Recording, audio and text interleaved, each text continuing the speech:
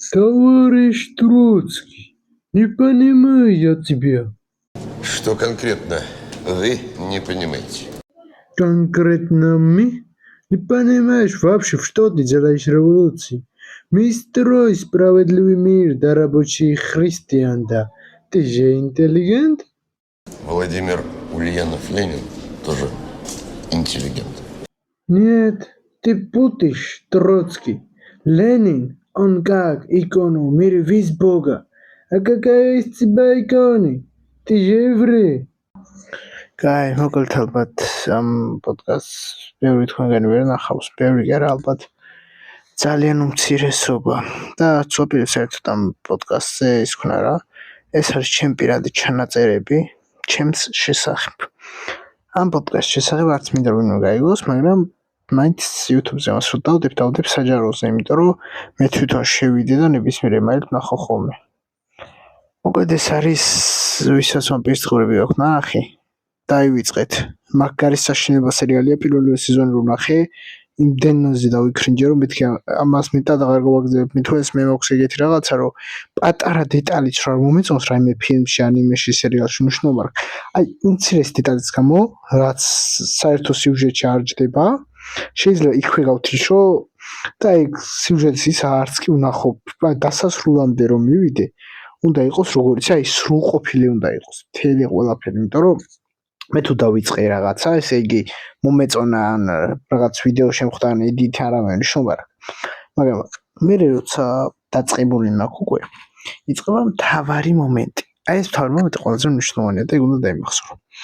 ეს არის უკვე საწყისი. აი დასაწყისში რა, აი ანიმეში სხვათა აი ბევრი დამართნი ანიმეში, მithmes 12 სერია ანიმეებში რა, სადაც რეინკარნაციაზეა, აი ეგეთ ანიმეებში ხშირად დამართნია, რომ არჩე ერთი იდიოტი პერსონაჟი რომ ამითქოს მთავარი პერსონაჟი რომ ძალიან იდიოტია და სულელი როა და მარტო ძლიერი რომ არა და აი უაზროდ კეთილი რომ აი ეგეთი სულელების გამო იმდენი ანიმე მივატოვე აი რომ ჩამოვთვალო ერთი 100 ანიმე მარტო მაგიტომ მაქვს იმიტომ როგორც მინიმუმ რა და წარმოვიდგინეთ ეგ 100 ანიმე რომ ბოლომდე მენახა მართლა რამდენი ანიმე მქონდა მიქნებოდა ნახე იმიტომ რომ სადღაც 600-მდე ანიმე მაქვს ნახე რა ასე ჩესნა და ვთქვა და რამდენი წლის მანძილზე არ ჩესი რო ვთქვა ჩისტად დავიწყე არ ვიცი ალბათ 8-9 წელია ხო რავი ძალიან ბევრი ანიმე მქონდა ნახე 600 პლუსი შეიძლება დავუწერო რა მოყურებდი ჩემ პირველი ანიმე სხვა შორის რა რაც დავიწყე იყო ანუ კი ნარუტოს ფილმი მაქვს ნახე მაგრამ ეგ არ იყო რა ნარუტო არ იყო ნარუტო იყო აი როდის მახეცა იყო რომ ბევრი ანიმე მქონდა ნახე და ნარუტო ვერ მოახდინა ჩემზე ისე გავლენა, იმიტომ რომ სხვაგანაც მქონდა რა, ეგეთი რაღაც ვინახე, ნარუტო ჩემ პირველი ანიმე ყოფილიყო და ნარუტოსთან ერთად გავუძილიყავი.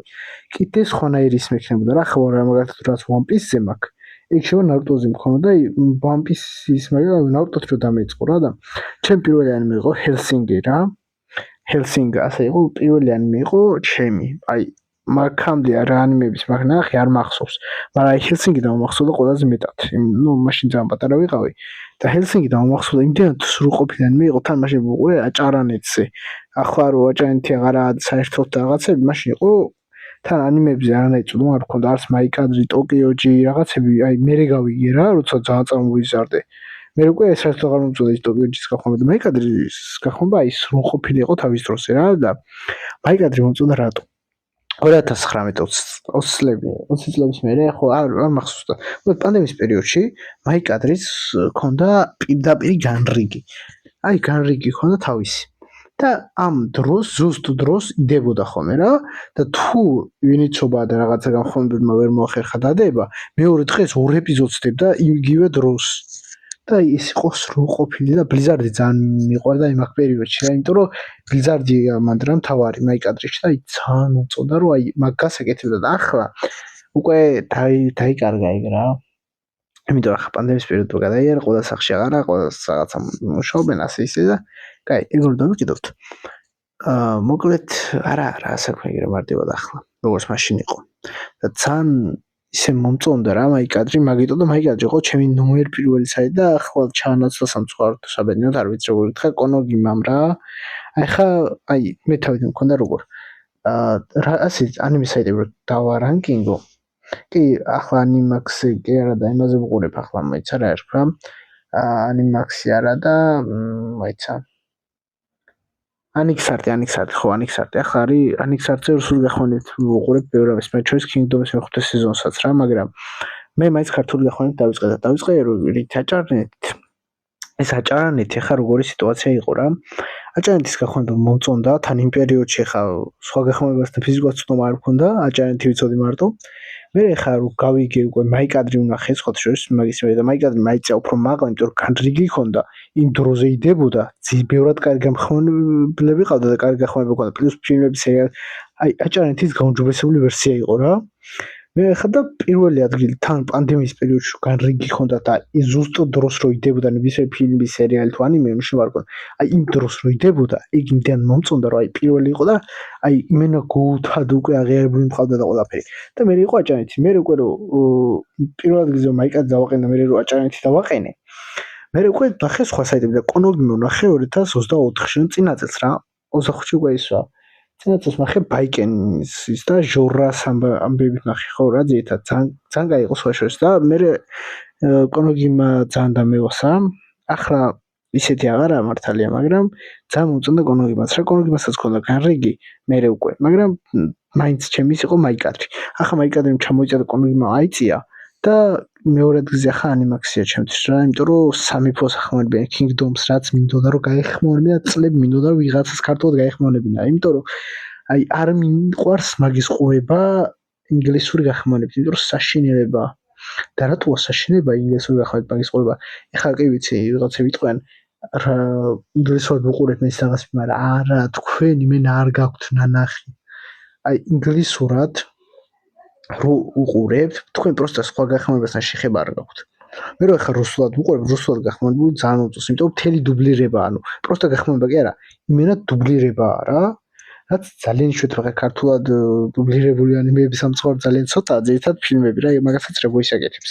მაგრამ აი იმენა რომ მთელი სერიალი, წარმოვიდგინე ხა მთელი სამეფო არის, Kingdom-ი არის რამდენი? მე-6 სეზონია ახლა რა და მე-6 სეზონი ჯერ დასრულებულს არა, დასრულებული მეგონი დატკბილს არა, არც მინახავს.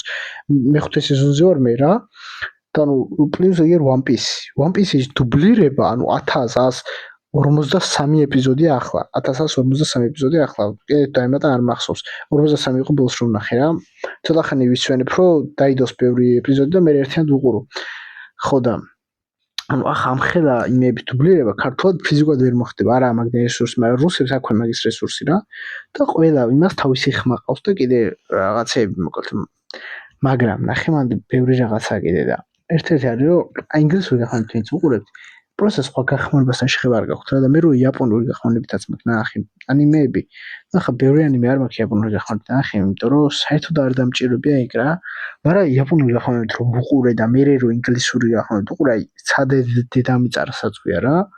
იმიტომ რომ ბიჭო ინგლისური გახმოვანება როგორ ახსნა?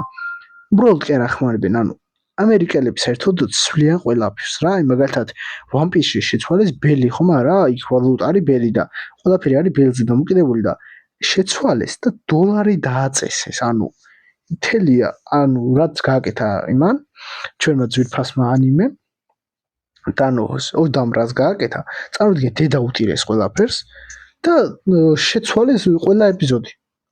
ანუ სერიოზულად ამერიკაში დაჟე რაღაც ეპიზოდი ინგლისურ გახმოვანებით ჩვენც უყურებს, რაღაც ეპიზოდები ამოღებულია. კიდე იქ ბელი რომა ვალუტა, One Piece-ის ოფიციალური ვალუტა რაცა, ეგეც ამოღებულია და დოლარითაა ჩანაცვლებული. იქ კიდე რაღაცა, იქ რაღაცა და ძალიან ისეთი რაღაცები არის მომენტი რომ ეპიზოდები საერთოდ დაჭრილია ინგლისურ გახმოვანებით როცა უყურებ. აი ვინც პროსტა მეუბნებით რომ არა ამასე და რაღაცა, იქ ტიპები ხარ ჩემი აზრით აი როგორ თქვა შეურაცხყოფა არ მინდა გამომივიდეს, მაგრამ აი აზრი არ ახაც რა. და აი ჩემი აზრით ორიგინალი რომ არ გაქვთ ნახე, მაგის ბრალია. აი თქვენ ეგ ეპიზოდები ნახეთ იაპონურად და რამდენ განსხვავებას ნახავთ რა, ვინც ინგლისურად უყურებთ, რუსულს არ ახე ეგ სხვა შორის რა, რუსულში არ შეცვლილა ვალუტა და არაფერი, რუსები ჩუბრად აიღებენ ეპიზოდს გაახმოვანებენ. ინგლისელები, ამერიკელები თუ ეს ახლა ბრიტანელებს არაფერს არ ვერჩი. ბრიტანელები არ მევასება მართალია, მაგრამ სხვა მიზეზის გამო ისე გახმოვანების მხრივ ბრიტანული ინგლისური ძალიან განსხვავდება. ამერიკული არის სხვანაირი და ამერიკელები არ მეყვარს მაგის გამო რომ ცვლიან ყველაფერს.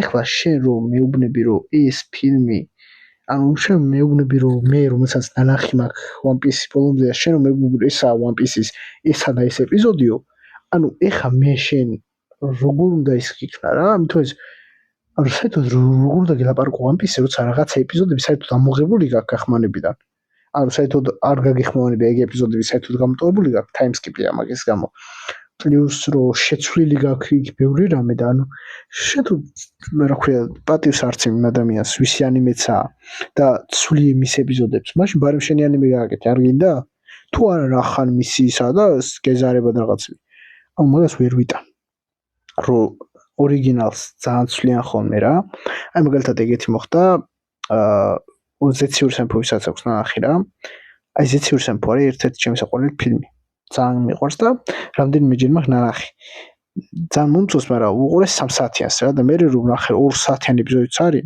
ანუ 2 საათიანი ფილმი აი ძალიან დიდი განსხვავებებია იმ 2 საათიან ფილმში ძალიან ბევრი რამეა ამოღებული პლუს რა ქვია ძალიან მნიშვნელოვანი ეგეთი იყო რომ ერთხელ ამერიკაში აი ერთხელ ამერიკაში ვისაც აქვს ნახე ამერიკელებს საერთოდ არ აქვს ნახე და ევროპელები თვითონ რომ ერთ-ერთი უმაღლესი დონის ფილმია რა განგსტერებზე და რამხელა განსხვავება მანდაც ანუ ამერიკელებმა ამოჭრეს ის 3 საათიანი სერია ჯერ 6 საათიანი იყო იგი ნამუშევარი და 3 საათი პირველი ფილმი და გამოსულიყო 3 საათი მეორე ფილმი მაგრამ არ მიცეს მაგის უფლება რეჟისორს და პირველი ფილმიც 2 საათი და რაღაცა გახადეს თუ საათნახევარი და რაღაცა მოკლედ ნაშრომარ აი 2 საათი და 10 წუთი რა აი 2 საათი და 10 წუთამდე ჩამოიყვანეს 3 საათიანი ფილმი რომელიც იყო უმაღლესი დონის და ამერიკაში საერთოდ ვერ იმუშავა კი არ ბევრმა არც იცის მაგ ფილმის შესახებ მაგრამ ძალიან მაგარი ფილმი იყო ევროპული მასზე და მეორე ფილმი მაგიტო ვერ გადაიღო და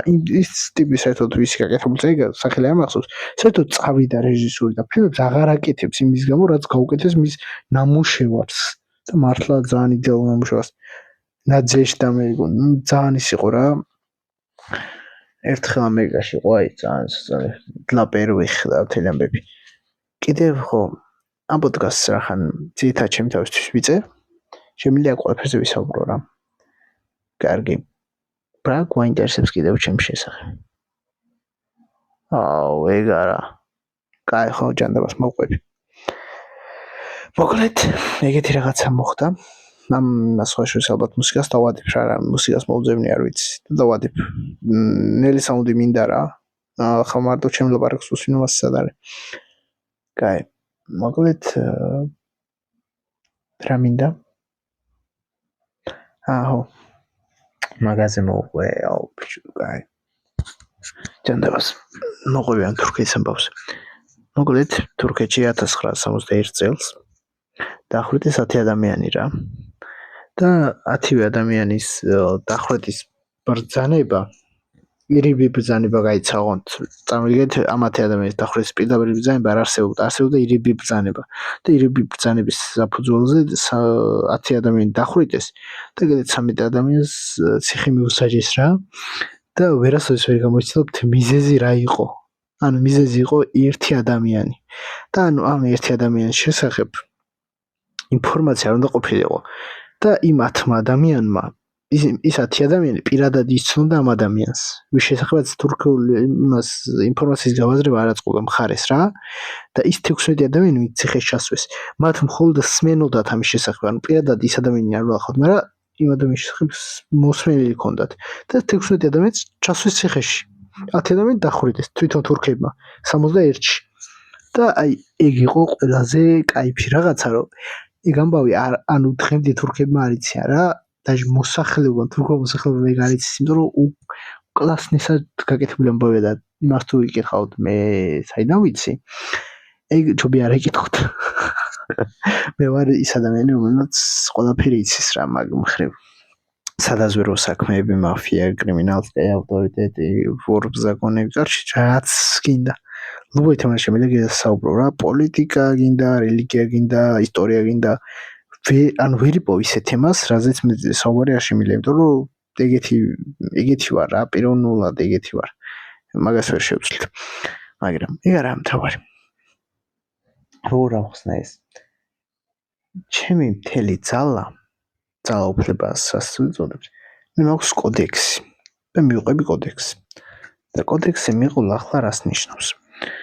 მე მაქვს ძალიან მკაცრი კოდექსი რა, მაგალითად ერთ-ერთი კოდექსის პუნქტი არის რომ არასოდეს არავის არაფერი არ აპატიო. პლუს ამას არის ეგეთი კოდექსის კიდევ ერთი პირობა რომ შურის ძიება არ ითვლება დანაშაულად. ჩემი კოდექსის მიხედვით კიდე დამატებით მე მაქვს საკუთარი დამწერლობა და ენა შექმნილი, დამწერლობა ძირითადად ლათინური ასოებიდან გადმოვიღე, მაგრამ მაინც ჩემი დამწერლობაა რა, ასე ვთქვათ, როგორც გერმანელებს აქვთ გერმანულად, ახლა ეგეთია. ძალიან დიდი განსხვავებებია, მაგრამ ლათინურია ის ამბანი რა, როგორც ვთქვათ. ხო, ენას რაც შეეხება სრულ ყოფილია, გრამატიკას დახვეწილია, ყველაფერი გავაკეთე და ხელოვნური ინტელექტით დავეხმარე ცოტათი და მოგეთ სრულ ყოფილი ენა და დამწერლობა შევქმნი. პლუს რელიგიაც მაქვს შექმნილი, რომელსაც სხვაშორის ყავს მომხრეები, სხვაშორის ძალიან ბევრიც რა. ერთი ბიზნესმენიცა. გეტყვით ზუსტად რა. ერთი ბიზნესმენია, პლუს ორი ქალაქის სახელმწიფო რელიგია იყო. ერთ-ერთ ქვეყანას ეს სახელმწიფო რელიგიადაც ჰქონდა. და საერთოდ მაგაზე შეიძლება წიგნი დავწერო, არ ვიცი. წიგნს დავარქვევ საბიზმის წმინდა ამბავი ან რამე ეგეც რა, არ ვიცი. ძალიან კაი რელიგია სხვათა შორის რა და ამ რელიგიას რო გაიგოთ რა არის? ბუდიზმი ვინც იცით? ბუდიზმი და ბუდიზმი ვინც იცით არის ცოტა ისეთი ამბავი რა. აი ეგეთია. ბუდიზმი არის ზოგადად, ბუდიზმი არა რელიგია, ბუდიზმი არის ფილოსოფია და ტვინის მეცნიერება. თვითონ ბუდისტებიც მასე ამბობენ, რომ ტვინის მეცნიერებაა რა. თვითონაც არ თვლიან, რომ რელიგია და საბიზმიც არის აი ეგეთი რაღაც.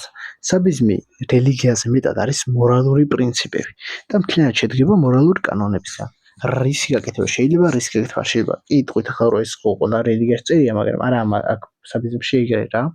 საბიზმში ბევრი ისეთი რაღაცა წერია, რაც რელიგიებში დაუშვებელია, მაგალითად შურისძიება. შურისძიება შეიძლება საბიზმის მიხედვით, ვინც საბიზმს მიყვება, წმინდა გზას ვერ უწოდებდი მთლად, მაგრამ შურისძიება შეიძლება. პლუს ამას საბიზმის თვითონ დამაარსებელი ვინც არის რა. საბიზმის დამაარსებელი არის საბა პირველი და საბა პირველი რო გაიგოთ ვინაა, საბა დიდის სახელითაა ცნობილი, შეგიძლიათ ჩაწეროთ სახელმწიფო იყო საბა. თვითონ სახელმწიფოს ერქვა საბა რა და საბა პირველი იყო, ამ რელიგიის დამაარსებელიც, პირველი მამაც, ყველაფერი რა, ამ რელიგიის ცენტრალური ფიგურა და დასაწყისი ფიგურა, ყველაფერი რა. ყველაფერი როგორც უნდა დაალაგო, მიდის ამ ადამიანამდე. და მან შექმნა უკლასნესი რაღაცა და მე საბიზმს გამოიყო გეოიზმი რა და გეოიზმი კიდე რატო გამოიყო, ეს ეკითხეთ, ეს საბა და გეო ძალიან ვიცი რომ ქართული სახელებია რა და მესმის ყველაფერი, მაგრამ რა ვქნა ასე ეგენი მე ხო ვერ შევცვლი. ხო და საბიზმი და გეოიზმი მე გამოიყვნენ ერთმანეთს რა. როგორც ისე როგორ ამას რა შეიძლება შევადარო, მონოფიზიტობა და დიფიზიტობის ამბავიცა რა, რაღაცა გაყოფა ორად. შიიტები და სუნიტები რო გაიყვნენ ეგრე. საბიზმი და გეოიზმის გაყოფა ყო სხვანაირია. გეოიზმი მეტად ქრისტიანულ რელიგიას უფრო გავს და საწყისები მაინც საბიზმისგან აქვს, მაგრამ იქ ბევრი რაღაც ქრისტიანობიდან გადმოიღო და გეოიზმი მე ცოტა განყენებულ რელიგიად ისქნა რა, ცოტა საბიზმს გავდა, ცოტა ქრისტიანობას და თავისი უნიკალურობაც აქვს, რა თქმა უნდა, გეოიზმს, მაგრამ უნიკალურობა ძალიან მცირე აქვს. ძირითადად ქრისტიანული მას გავს, მრწამს და საბიზმი არის მეტად დამოუკიდებელი, არც ეს სხვა რელიგიას არ გავს. ვერ იტყვი ერთ რელიგიას კი რაღაცა პუნქტები შეიძლება გავდეს, მაგრამ მაინც. მაგალითად, მრუშობა არ შეიძლება. თუ შენ აპირებ ცოლისთვის ან ქრვისთვის ღალატს ნიშნობა რა. თუ აპირებ რომ მეორე ნახევარს უღალატო, მაშინ უნდა დაშორდე ჯერ. თუ დაშორდები, მე შეგიძლია უღალატო. წინააღმდეგ შემთხვევაში თუ შენ ღალატობ, მაშინ დაისჯები. თვითონ რელიგია დაგსჯის. და ამ რელიგიაში ბევრი ეგეთი ისინია რა, სასჯელები რეალურად ნახე. ეს არაა ეკლესია ან წმინდა ტაძარი, საბიზმის მონასტერი, საერთოდ ეგეთი რაღაც არაა. საბიზმს აქვს ყველაზე ისეთი რაღაც რო ვთქვათ, შეკრების ადგილი. და წმინდა ადგილები რა თქმა უნდა საბიზმსაც აქვს. და ერთ-ერთი არის ძალიან მაღალ მთაზე ხელოვნურად აშენებული დიდი ტაძარი, ეკლესია, რომელსაც ეკლესია საერთოდ არ იძახიან. საბიზმის ენაზე ეს არის გორადამბა, გრადამბა ეს არის საბიზნესო ენაზე და ქართულად იშიფრება როგორც შესაკრები ადგილი ან წმინდანი ხალხის შესაჩერების ადგილი რა რაღაც ესე. მოკლედ ძალიან მაგარი ადგილია და რატომ მომწონს ეგ ადგილი? ეგ ადგილი არის სრულყოფილი იმით, რომ იქ წერია ყველა კანონი, ანუ როცა მიდიხარ ამ ტაძარში, ტაძარი შეიძლება უწოთ, იქ არის ცალკე ციხეა პატიმრებისთვის რა, რომ მხოლოდ ერთი საკანია. სადაც იმ ცოდვილ ხალხს იმაშობიან, ვინც არ ემორჩილება წმინდა გზას რა, ვინც საბიზნესს არ მიყვება და რაღაცა, მოკლედ ასე ვთქვათ, არის ერთი დილეგი, სადაც იმ შემთხვევაში მოხვდები, თუ საბიზნესს არასწორად გაიგებ და არასწორად მიიღებ. იმ დილეგში წერია კანონი და ციტატები, რომლებიც უნდა წაიკითხო და როცა დილეგი და გამოგიშვებენ, უნდა მოახსენო ამის შესახებ აზრი აუცილებლად. ეგ არის აუცილებელი რა. კიდევ რო ავხსნა, საბიზნესო არ გავს არც ერთ რელიგიას, როგორც უკვე ვთქვი. დამოუკიდებელი რელიგია და არის ძალიან კარგი რელიგია, მაგრამ რელიგიაც არა მთლად. უფრო არის მორალური პრინციპები. და ერთ-ერთი ეგეთი მორალური პრინციპი ხარ რაც მახსენდება არის როგორ თქვა ეს ქართულად თარგმნა ყველაფრის რთულია რა. მოკლედ ძალიან კაი რელიგიაა და მოკლედ ეგეთი რაღაცები ბევრია რა. მაგალითად რომ შურიზება შეიძლება პლუს რომ არავის არასოდეს არ უნდა შეგშურდეს. კიდე წერია რომ ყველამ თავის საქმე დააკეთოს და სხვის საქმეში საერთოდ არ უნდა გაერიოს. შენ თუ ბიზნესმენი ხარ, არ მსახიობი არ უნდა იყო რა. მარტივად რომ ვთქვათ, უნდა აკეთოს შენი საქმე. არავის არ უნდა შეგშურდეს. კიდე არის ეგეთი რაღაცა რომ თვითონ ამ რელიგიის წმინდა წიგნი ბევრ ადამიანს არ აქვს წაკითხული. მაგრამ მიყვებიან კანონებს. ანუ ცალკე არის საკონები, კანონები და ცალკე ის წმინდა წიგნი, აი მუსლიმებს აქვენ ჰიჯრა თუ ჰაჯი, არ მახსოვს ჰიჯრა მე მგონი. არა, ჰიჯრა არის წელთაღრიცხვი, ჰაჯი. მოკლედ ეს ჰაჯი არის მათი წმინდანის ცხოვრება რა, მუჰამედის ცხოვრება და ეგეთი რაღაცა არის საბიზნესშიც. ანუ საბა პირველის ცხოვრების შესახებ წერია. კიდე არის მეორე ისინიც, მოკლედ ბევრი რაღაცა წერია ეგეთი რა. მაგრამ მათ თავი არის რომ საბა პირველი ამბობს ერთ ეგეთ სიტყვას რა. რელიგია არის ის იარაღი, რომელიც ხარიბებს აბრკოლებს, რომ დიდრები დახოცონ. და ამას ამბობს თვითონ საბა პირველი რა. და როცა საბა პირველის ეს სიტყვები ჩაიწერა, საერთოდ ძალიან ბევრი ადამიანი გაყურებული იყო რა. და ეს წიგნი ბევრ ადამიანს იმიტომ არ აქვს წაკითხული რეალურად, რომ შიგნით რაც წერია არის მთლიანად საბა პირველის აზრები რა. ანუ შენ თუ ამ მრწამსსა და რელიგიას მიყვები, თუ შენ საბიზნესს მიყვები, არაა საჭირო ამ წიგნის წაკითხვა. მაგრამ ეს ბევრი ადამიანის სურვილია. ნახე თუ შენ გაინტერესებს საბიზნესი, მაშინ ეს წიგნი არ უნდა წაიკითხო. უნდა წაიკითხო კანონები, რომლებიც ამ რელიგიას აქვს. მაშინ საბიზნესის კანონები უნდა წაიკითხო. მაგრამ თუ შენ გაინტერესებს საბიზნესის საწყისები, საერთოდ ეს როგორ შეიქმნა რა, როგორ მოხდა და მოკლედ თუ ისტორია გაინტერესებს, მაშინ უნდა წაიკითხო აუცილებლად საბა დიდის ისტორია, არ ვიცი ახლა ქართულად ეგ როგორ თარგმნო, მაგრამ ორიგინალ ენაზე რო გითხრათ, საბა ლახადიმბა ხაზენტელე სერალიდა. კრინო კრუგო რა, კრუგო როგორ თარგმნო. კარჩე მოკლედ ეს ისტორია არის საბა დიდზე რა, საბა პირველი დიდი, რომელიც ამ რელიგიის შემქმნელია, ეს უკვე ვთქვი და სხვა შორის იყო ძალიან მაგარი ადამიანი და ეგ წიგნი მაქვს წაკითხული მე და კიდე რჩეულ ხალხს, ასე ვთქვათ. რჩეულ ხალხს, იმიტომ რომ მაგ წიგნის წაკითხვას მარტივი საქმე არაა, იმიტომ რომ არაა დაბეჭდილი. ანუ ნახე, ეგ წიგნი არის ხელით დაწერილი. შემდეგ ანუ წარმოგიდგენთ ეს ძალიან რთული რაღაცაა. ეს ხო დაიწერა ხელით. შემდეგ ორიგინალით ზუსტი ასლი გაკეთებდა. ოღონდ ნაბეჭდი არა, არ შეგეშალოთ ნაბეჭდში. თითოეული იქ არის ხელით დაწერილი. და ხელით დაწერილი, ასე მარტივადაც არა, რომ დაწერა საბა დიდმა, შემდეგ ასლების ამ წიგნის ასლების თვითონ საბადიდმა გააკეთა რამდენიმე ასლი და დაურიგა რჩეულ ხალხს. შემდეგ ამ რჩეული ხალხიდან რა თქმა უნდა მე ეტაპობრივად მეც სისხლიანი ეგ წიგნი წავიკითხე, მაგრამ მოკლედ შემდეგ ამ რჩეული ხალხიდან ერთ-ერთმა ამ ყველაფრის დაბეჭდვა გადაწყვიტა. ოღონდ უფლების გარეშე ვერ დაბეჭდავდა და მithumetes ძვირი ზღიდა, მაგრამ ფულის პრობლემა არ იყო რა, ეს სახელმწიფო იყო ძალიან მდიდარი. იყო სულ 3 ქალაქი, როგორც მახსოვს, ორი ქალაქი თვითონ საბადიდმა აშენა, მესამე ქალაქის შენება დაწყებული იყო და ბოლომდე ვერ დაასრულა, სიცოცხლე არ იყო და გარდაიცვალა მერე, მაგრამ ძეგლი აშენდა პირველი წმინდა ტაძარი რო აიგო საბიზის პირველ ტაძარში იყო მისი ძეგლი. და პირველ ქალაქში სხვათა შორის რა, ხო თქვი 3 ქალაქი მეთქია, პირველი ქალაქი სადაც რეალურად დაიწყო ყველაფერი, მაშინ რელიგია საერთოდ არ იყო. ანუ არ ქონდა ამ სახელმწიფოს რელიგია. მერე როცა მეორე ქალაქი შეიქმნა, მეორე ქალაქში გაჩნდა უცებ საბიზმი. საბა პირველის იმით რა, გადაწყობილ უცებ საბიზმი გაჩნდა. მაგრამ მერე რამდენიმე წლის მერე ესე რომ გადიოდა წლები, პირველ ქალაქში იყო უფრო ღარიბი ხალხი რა, ღარიბი მოსახლეობა და მეორე ქალაქში ბევრად მდიდარი იყო, იმიტომ რომ ბევრად ლამაზი, ძლიერი ქალაქი იყო და ბევრად მდიდარი ქალაქი იყო და თან საბიზმის ტაძარიც მეორე ქალაქში იყო და არა პირველში, მაგრამ ამ ორივეს აკავშირებდა გზა. ხო ხტებით და პირველში მერე შეიქმნა პირველ ქალაქში გიოიზმი. მოულოდნელად. და გიოიზმის დამფუძნებელი ასე ვერ ვიტყვით ვინაა.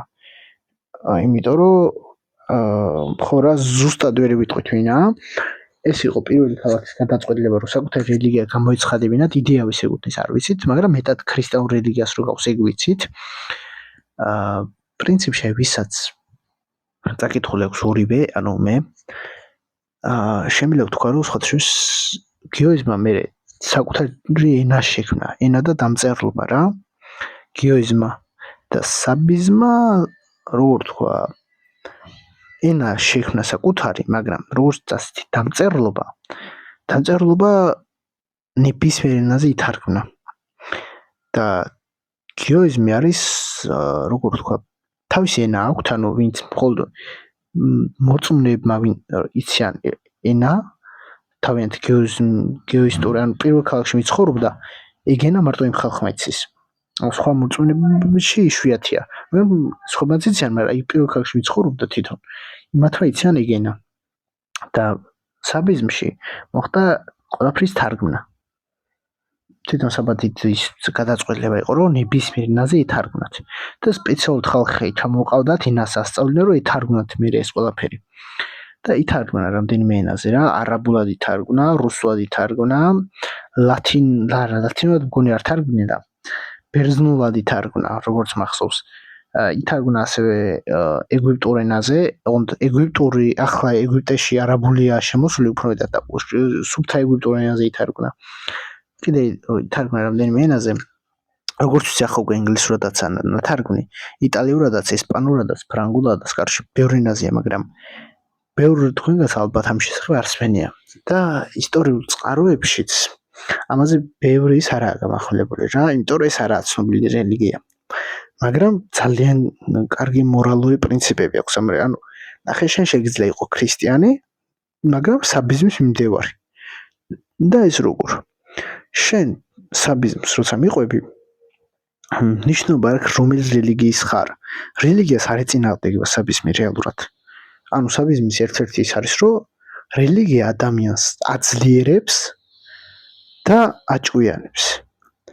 მაგრამ ასევე საბა-პირველი ამბობდა, რომ რელიგია ღარიბ ადამიანებს აბრკოლებს, რომ დიდარი ადამიანები დახოცონ. აი ამისგან აბრკოლებს. და კიდე ეგრეთ ბევრ ამის ამბობდა ახლა საბა-პირველი რა. მაგის ყველაფრის თარგმნა ფიზიკურად არ გამოვა. იმიტომ რომ ეგ წიგნი ქართულად რო თარგმნო ძალიან რთულია. მაგრამ თვითონ საბიზმის წიგნი ნათარგმნია ბევრ ენაზე. მაგრამ აი პირადად საბაბდიდის ისტორია არაა ნათარგმნი. და მაგ ისტორიის თარგმნა პირადად მე მინდა და ეხა უფლებას ვითხოვ რა. თუმცა ესე მარტივად არა მაგის ამბავი, იმიტომ რომ როგორც თქვი არაა ცნობილი რელიგია და არის მეტად შეკრული და შიდა რელიგია რა. ანუ მარტივად რო ვთქვათ, როცა ვიღაცა საბიზნეს მიმდევარია, საბიზნესში წერია ეგეთი წესი, რომ საბიზნეს მიმდევრები ერთმანეთს აუცილებლად უნდა დაეხმარონ. თუ რაღაცის გაკეთება შემიძლია შენთვის, აუცილებლად გავაკეთებ. ეგ არის წესი რა და თვითონ საბა-პირველი სხვა შორის აი რამხელა განსხვავებებია რა რელიგია თვითონ საბა-პირველმა შექმნა წესებიც მისგან და ბევრი რამე მოდის მისგან. მერე უკვე შეიქმნა კლება, რომელიც ბევრ რამეს განაგებდა და ცალკე იქ მთელი ამბები პირადახი ყოლებს არ მოყოლ მაგის ისტორიას, მაგრამ ნახე საბა დიდ მაღაზიაც თქვა ეგეთ რაღაცა რა. ერთმანეთს ჩვენ ვეხმარებით. მაგრამ აი ნახე ეს მაგრამ საბიზნესში არა. საბიზნესში არის რომ ყველანი ვეხმარებით ერთმანეთს. იმიტომ რომ ერთმანეთის დახმარებით ვძლიერდებით და ვამარცხებთ ყველას. ანუ ძალა ერთობაში ეს პრინციპი აქვთ. მაგრამ ნახე საბა დიდი ამბობდა ეგეთ რაღაცას. ყველა ერთმანეთს უნდა დავეხმაროთ, მაგრამ ისიც უნდა დავინახოთ ჩვენი დახმარებით ის ადამიანი რას იგებს და რა შეიძლება რომ წააგოს და აუცილებლად ვიფიქროთ რა მოხდება თუ კი გვიყენებს. ნახე საბა დიდი იყო მეტად მოაზროვნე ადამიანი რა და ვისაც მის ცხოვრება აქვს აკითხული. მითო ეს ორიგინალი ენაში, ახლა თარგმნა კი მინდა მე, მაგრამ თარგმანში შეიძლება რაღაცები დაიკარგოს. ორიგინალ ენაში ამ წიგნის ნათარგმნის გარშე, ანუ ეს არის როგორ თქვა, ეს არის საბა დიდის ისტორია, არის მეტად მოაზროვნული ისტორია რა. ფილოსოფია, აზრები, მოკლედ აი საბა დიდზე რომ დავიწყო საერთოდ ცალკე პოდკასტები, მაგასაც ვფიქრობ, იმიტომ რომ ძალიან შედევრული ადამიანი იყო რა. აი საბა დიდზე რომ ანიმე გააკეთონ ან რაიმე სერიალი, აი უკლასნესი, ეგეთი კარგი პერსონაჟი, მithonეს თუ ისტორიულ წყაროების დაყრდნობით გააკეთებია ხო საერთოდ. მაგრამ ისტორიაში მასზე ბევრი რამე არ წერია რა. და იმიტომ არ წერია მასზე ბევრი, მაგრამ ის სახელმწიფოზე წერია სხვა შორის რა. სახელმწიფო საბა, შეგიძლიათ მოძებნოთ. მის სახელმწიფოზე წერია რაღაც ინფორმაციები.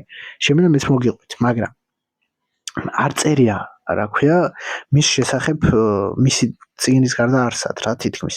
მის წიგნში წერია, რომელიც თვითონ დაწერა და დაწერა ასევე მოკლედ ამის ისინიც თვითონ გააკეთა მერე კოპიოები, ასლები თვითონ დაამზადა. მერე უკვე ერთ-ერთმა გადაწყვიტა, რომ ამ ყველაფრის თარგმანი მოეხდინა, მაგრამ უარი მიიღო.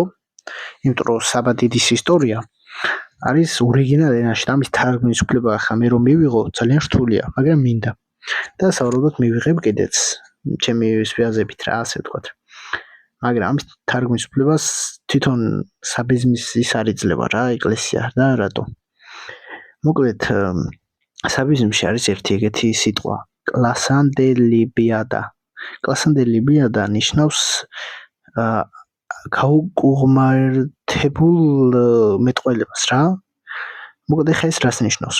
საბა დიდის მთელი ისტორია არის იდეალური და ყველა აღიარებს ამას. ნებისმიერ საბიზნეს მიმდევარს რო კითხო, გეტყვის რომ საბა დიდზე უფრო ფენომენალური და გასხეოსნებული ადამიანი არ არსებობდა.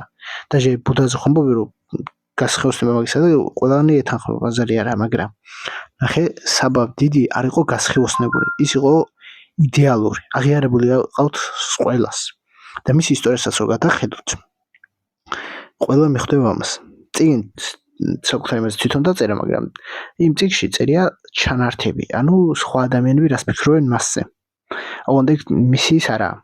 ნახე მან როგორ რაღაცა, როცა ამას წერდა, ყველა ადამიანისგან ისმენდა საუბარს, ოღონდ ისმენდა არა როგორც მეფე და ამ რელიგიის შემქმნელი, არა.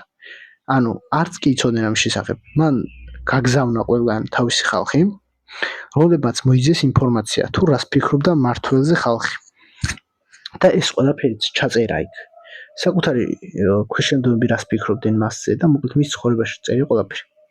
მაგრამ ყველაზე მეტად ეგ კი არ მომწონდა ამ საბიზნეს თელს ისტორიაში საბა დიდის ისტორია იყო ყველაზე გენიალური და საბიზნეს ყავს თავისი წმინდანებიც, მაგრამ ნახე ჭეშმარიტი საბიზნეს მიმდევარი არასოდეს არა ხოლმე კლასიკური გაგებით წმინდანი. იმიტომ რომ ეს არის მეტად მორალური რელიგია, ხა შენ შეიძლება იყო ქრისტიანი და პლუს საბიზნეს მიმდევარი, იმიტომ საბიზნე არ გეწინააღმდეგება. ანუ შენ მაგალითად მარხვას და ეგეთ რაღაცებს არის წინააღმდეგობა, მაგრამ საბიზმში მარხვა არა. ანუ საბიზმში მარხვა არა. რაც გინდა ჭამე. მაგრამ სხვადასხვა წერია რაციონი, ანუ ეს არაა მარხვა რა, მაგრამ წერია რჩევა. ანუ საბიზმის ნებისმიერს რო გითხო, გეტყვის რამდენი უნდა ჭამო. მაგალითად, ხინკალი რო ვთქვათ რა, ხინკალი უნდა ჭამო 3 ან 5, 4 არავითარ შემთხვევაში. 4 თარს რიცხვა და აღქმის საბიზმში. 4-იანი არ შეიძლება. მაგრამ 3-ს ან 5-ს თუ შეჭამ, 5 მით უმეტეს. რა ქვია, ესე იგი კაკაია ნორმალია, რაღაც ეგეთი ის არა. 5 დაჟე იღბლიანი ციფრადაა აღქმული, 3-იანი იღბლიანი ციფრა, მაგრამ 5-იანი უფრო იღბლიანი ციფრადაა აღქმული. კიდე არის ეგეთი ციფრები, არჩი აი 10-იანი და რაღაცებიც არის რა. მაგრამ საბიზმის თავისებური რელიგია. ანუ წერია მაგალითად რაციონი. რო აი თუ საბიზმს მიყვები, გამოდის რომ ძალიან გამხდარი ხარ და ჯანზე ხარ. იმიტომ საბიზმში ეგეთი რაღაცა წერია, რომ რამდენი უნდა ჭამო, რა უნდა ჭამო და წერია ისიც, რომ მოგეთ საბიზმს ბევრი სხვადასხვანაირი წიგნი აქვს რა ეხა. ყველასო ჩამოგითვლი, მაგრამ ერთ-ერთგან წერია, რომ უნდა იარო ყოველ დღე 1 კილომეტრი. მინიმუმ.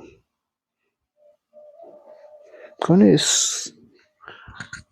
საკმარის ვისაუბრე მე მგონი ამაზე რა. დანარჩენი შემდეგ პოდკასტზე.